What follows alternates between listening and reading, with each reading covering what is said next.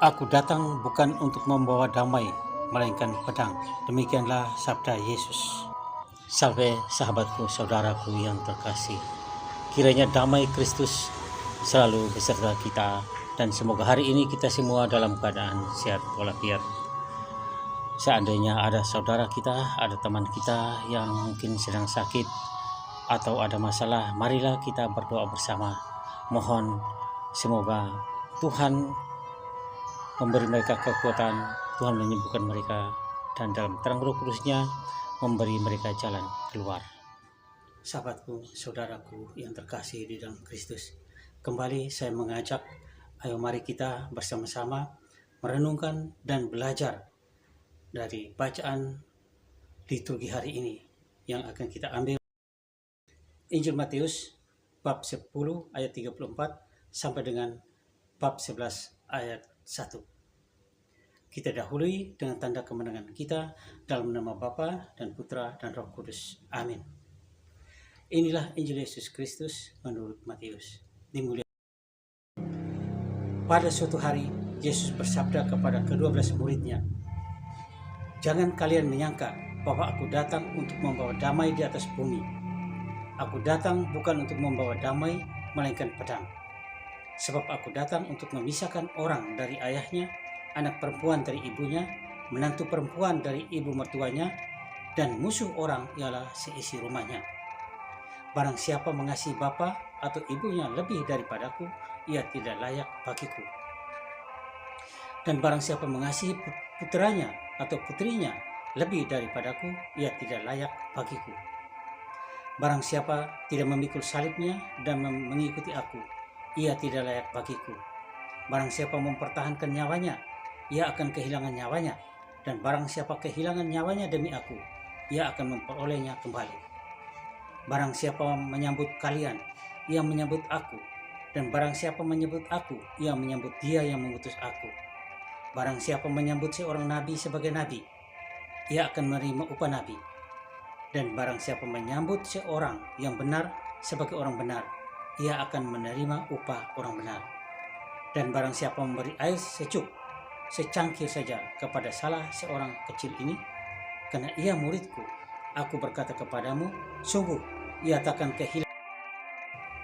Setelah Yesus selesai mengajar ke-12 muridnya, ia pergi dari sana untuk mengajar dan memberitakan Injil di dalam kota-kota mereka. Demikianlah sabda Tuhan, terpujilah. Sahabatku, saudaraku yang terkasih, Yesus dan kontroversi. Kontroversi dalam menilai sebuah keputusan atau suatu gerakan pembaharuan sering terjadi di dalam kehidupan bersama. Dan biasanya menimbulkan pro dan kontra. Hal ini disebabkan ada kelompok yang menginginkan pembaharuan atau perubahan, dan ada kelompok lain yang berupaya mempertahankan tatanan yang berlaku. Masing-masing kelompok membawa kepentingan dan dalilnya sendiri-sendiri. Bagi kita yang terpenting adalah bagaimana kita menempatkan diri di tengah kontroversi terkait upaya-upaya pembaharuan semacam itu. Orang yang bijak akan menilai perlu atau tidaknya suatu pembaharuan berdasarkan kepentingan bersama, bukan kepentingan pribadi dan kelompoknya sendiri.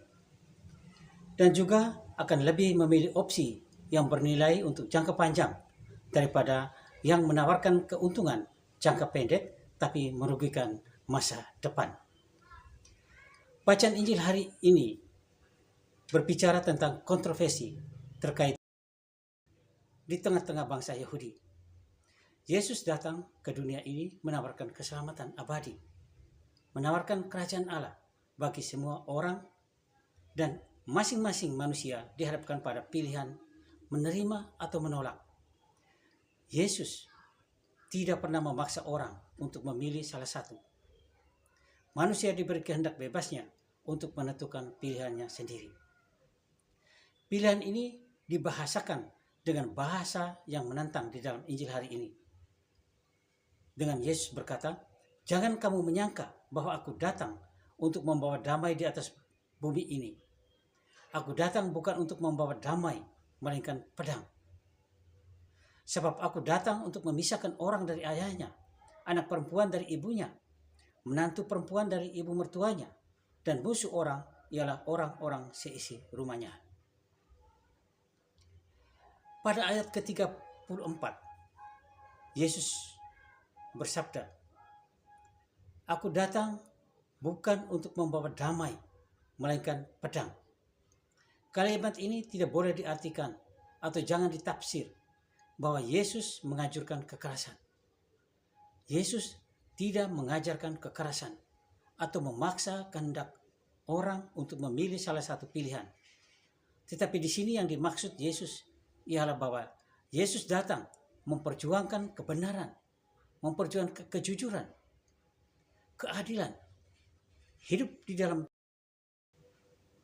Karena itu, ia dan para pengikutnya akan menghadapi perlawanan orang-orang yang selama ini hidupnya bertentangan dengan tujuan kedatangan Yesus itu, yaitu orang-orang atau mereka yang hidupnya penuh dengan kebohongan, penuh dengan ketidakadilan, pelaku korupsi, memeras orang-orang kecil dengan kuasa dan jabatan mereka. Mereka merugikan orang lain. Dengan adanya Yesus serta misinya seperti itu, akan menyebabkan orang-orang itu merasa tidak aman, tidak tenang untuk berbuat kejahatannya. Dia tidak bebas untuk melakukan perbuatan jahatnya. Maka Yesus mengingatkan bahwa setiap pengikutnya akan menghadapi pertentangan dan perlawanan yang bisa berakhir dengan perpisahan, permusuhan. Kenyataan di dalam hidup ini menjadi pengikut Yesus tidak aman-aman saja. Bahkan hanya karena nama Yesus, jabatan, pangkat, kekuasaan, karier, bahkan nyawa menjadi taruhannya. Hanya karena nama Yesus. Dan musuh pengikut Yesus adalah kerabatnya sendiri. Orang-orang terdekatnya yang sangat berpengaruh di dalam hidup mereka. Seperti seorang ayah, ibu, anak-anak, menantu, dan sebagainya. Sebagaimana kita dengar dalam Injil bacaan tadi.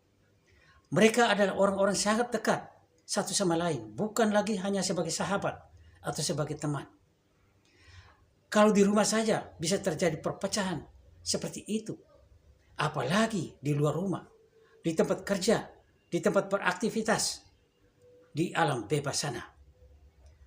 Teman saya pernah mengeluh karena suasana di tempat pekerjaannya kurang kondusif. Padahal ia berkata, pimpinan perusahaan juga seorang Katolik. Banyak karyawan juga orang beragama Katolik. Tetapi perilaku mereka bukan lagi sebagai orang Katolik. Mereka suka memfitnah, main gosip, senang memanas-manasi, membangkitkan amarah, membenci, menaruh dendam, mencengkelkan sekali hidup mereka, membual, bahkan mata duitan, dan sebagainya. Ia merasa tidak pernah bikin masalah dengan orang lain selama hidupnya. Tetapi di sini, di tengah orang-orang seimannya, dia punya masalah banyak. Malah mengalami didiamkan, disingkirkan, dan dikucilkan. Sampai-sampai teman saya itu tidak nyaman lagi bekerja. Lalu teman saya yang lain dia menyelesaikan. Memang di zaman seperti ini, teman seiman, seagama, tidak selalu menjadi tempat kita mencari pertolongan, tempat kita mencari bantuan, bukan menjadi tempat jaminan hidup kita aman-aman saja atau baik-baik saja. Bahkan sesuai dengan Injil hari ini, musuh orang Katolik adalah sesama orang Katolik. Kenapa? Karena banyak orang beragama Katolik formalitas. Banyak orang Katolik hanya Katolik KTP. Mereka kurang peka terhadap panggilan Kristus, panggilan Yesus. Mereka rajin berdoa dan pergi ke gereja. Tetapi di luar gereja hidupnya munafik. Hidup dalam permusuhan. Hidup mereka seolah-olah tidak mengenal agama. Tidak beriman. Bahkan hubungan dengan anggota keluarga masing-masing juga, terutama keluarga Katolik, juga tidak selalu baik-baik saja. Saling tidak menerima satu sama lain di dalam rumah. Juga di dalam komunitas-komunitas terutama komunitas awam. Banyak orang bersikap tidak bersahabat dan tidak menampakkan diri sebagai seorang saudara seiman yang harus menerima anggota komunitas apa adanya. Tetapi justru dalam komunitas itu orang menjadi egois, orang menjadi sombong, dan pilih kasih. Hal ini sungguh mengerikan. Bagi seorang Katolik sejati, orang-orang seperti ini menjadi orang terdekat yang berbahaya. Sahabatku, saudaraku yang terkasih di dalam Kristus. Lalu apakah kita harus mundur dan menyerah kepada situasi demikian? Membiarkan situasi demikian terus berjalan, terus berkembang? Jawabannya pasti tidak. Karena kita sebagai murid Kristus dipanggil dan diutus oleh Yesus untuk berjuang bersamanya, mewartakan kerajaan surga, mewartakan kerajaan Allah dengan nilai-nilai kebenarannya, keadilan, kejujuran, solidaritas, kebaikan dan kasih sayang, dan lain-lain, sebagaimana yang diajarkan oleh Yesus Sang Guru.